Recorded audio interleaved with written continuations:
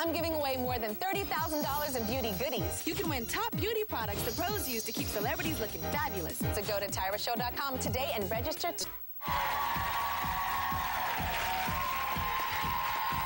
Everybody's talking about the upcoming season finale of HBO's hit show Big Love. Now, for those of you who are not familiar with Big Love, the show is about a man that has 3 wives and 8 kids, and it's full of drama. Check this out. I have a new item to discuss. I want to prepare us for the likelihood that we'll be putting date nights on the schedule. Now, I propose we pick Monday and Thursday nights. Who are we dating? Anna. Bill gave her the HEVO weeks ago. Okay, so Elisa, you have a close connection to Big Love because what? I was born and raised in a strict religious sect that practices polygamy called the Fundamentalist Church of Jesus Christ of Latter-day Saints. And in our culture, the prophet is our connection to God. They believe that he is the one man on earth that speaks directly to God. And to be considered a member who is righteous and perfect, you obey his word and you submit to his word no matter what. How do you feel when you watch Big Love? Do you think it's accurate? There's a lot of parallels with my life with Big Love, coming from where I came from, living with a family. My father had 3 wives of his own. My mom had 14 of her own kids, and my family had 24 of us in there. So there's a lot of parallels with Big Love. Where are you living with 24 kids? In one house? Yes. And is there jealousy with who gets the husband? Like, is there that kind of interfighting as well? My experience with it is we had a lot of conflict in our household between mothers. I mean, when you put a woman in a position where she's sharing a man, it gets really hard. They fought over everything from money to control in the household to decisions and children. Children became a big point for conflict. And what happened to you? You were just a child, 13 years old. What happened? When I was 13 years old, the prophet made a decision, and he took away my mother from my father, took my father's family away from him, remarried all his women to other men, and I was married to, my mother was married into another household.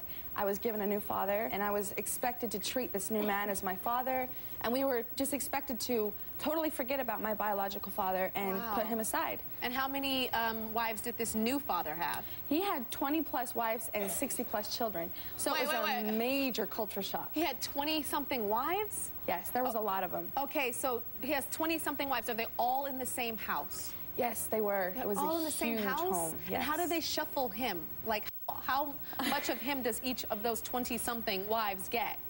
Honestly, he was an older man, so I didn't really see much of what was going on. For me, it was just such a cultural difference because it was a completely new home, and I had grown up in the middle of a big city. Even though we were very secluded from the outside world, we dressed totally different in long prairie dresses.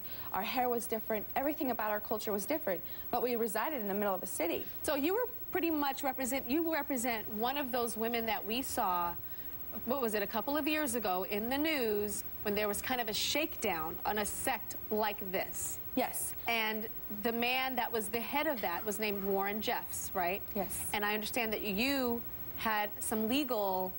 pressed some charges against him. Yes, I testified in his trial because he was very much involved in things that happened to me inside this sect. What happened to you? At 14 years old, I was told that I was going to be married, and it was really hard for me because I felt young, even though... Is that you there? Yes, that picture is on my wedding day, the morning of my wedding day. You look like a baby. I was a baby. Yeah, you were a baby. And I later found out that I was to be married to my first cousin, who was 20. Your first cousin? Yes. Was that just weird and kind of gross, that a cousin that you grow up with, you know this person, and you have to marry them? It was very, very weird. And then you had to be intimate with him? Well, yes, but see, at 14, I was still a child, and due to the way that they train and raise their children in this culture, I didn't know about a sexual aspect when it came to marriage. Okay, we're going to talk more about that when we come back, about having to be intimate with your cousin, 14 years old, little baby. We'll be right back.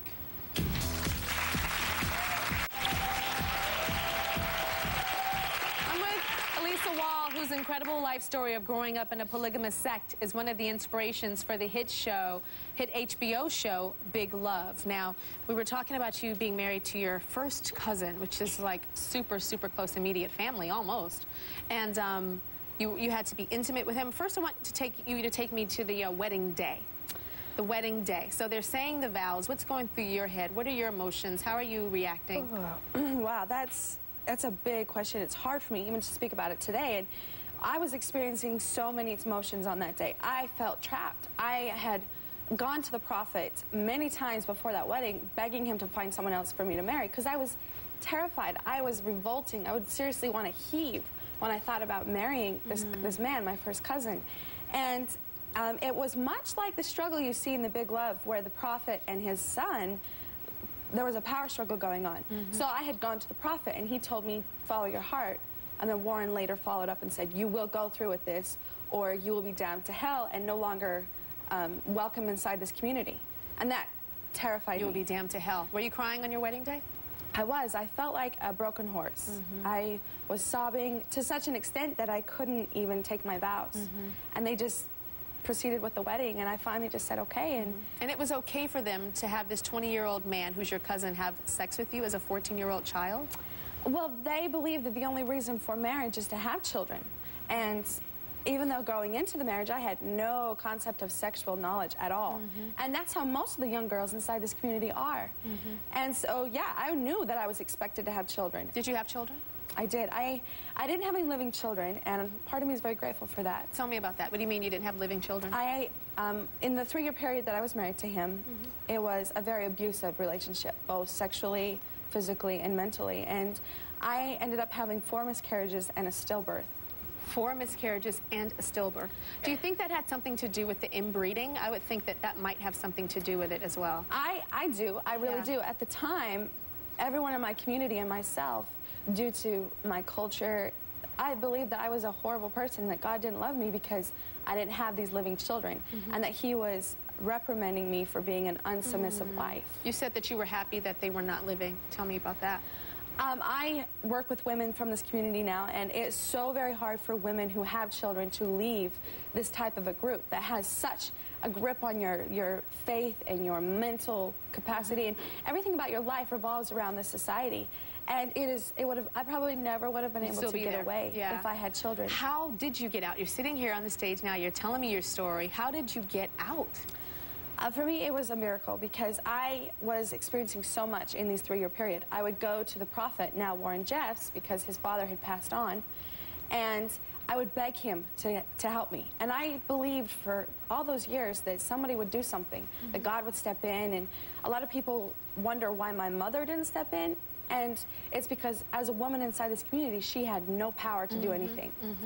And so I started to grow up, and I couldn't take it anymore. After several miscarriages, I got a job, so I was financially reliant on myself, and I no longer had to perform terrible acts to get something from this cousin of mine. You mean terrible acts like he would ask you to do things sexually? It was a really rough, traumatic experience for me, because I was in a state of confusion. And so you got this job, and you saved this money, and you were able to get out. I had a vehicle, and I started to sleep outside the town. I would just drive somewhere where I didn't have to go home. And But wouldn't your husband say, want control, and say you're not coming home at night? How come he didn't go run to the prophet and say, my wife is running away from me? Why wouldn't he do that? Well, he did that for the first several years of the marriage. And it would have reflected very negatively on him at that point had he come back and said, look, she's still being rebellious and these different things. So I think at that point he was just trying to survive whatever he had to do to stay in the good graces of the hierarchy. What's your message for young women? Because to me, your story is universal. You know, I mean, you were in this sect, but abuse is abuse. Incest is incest. You know, doing things happening to a woman against her will is a universal message. So what is your message to young women that are watching you now, that you can help them in their situation that they might be in? My story is very unique, and mine has a happy ending, because I later met my current husband now, Lamont, who we ended up leaving in the middle of the night. Oh, he was there too? Yeah, and many people don't have that happy ending. And my message to them is that to stand up for who they are. I ended up that I was the only person that would stand up for me, and that's why I ended up leaving this sect, walking away from my whole life. And it was one of the scariest decisions we ever made. Elisa has written a book about her story. It's called Stolen Innocence, and everybody in the audience is going home with a copy. You can hear even more detail than what she was allowed to say today. Thank you so much, and good luck, and more power to you. Thank you. As a woman that is independent. pleasure. We'll be right back. Okay, go to TyraShow.com. Y'all can clap, clap, clap. Go to TyraShow.com to register to win your own Snuggies blanket. And while you're there, tell us what your favorite infomercial products are. And we'll see you later. Thank you.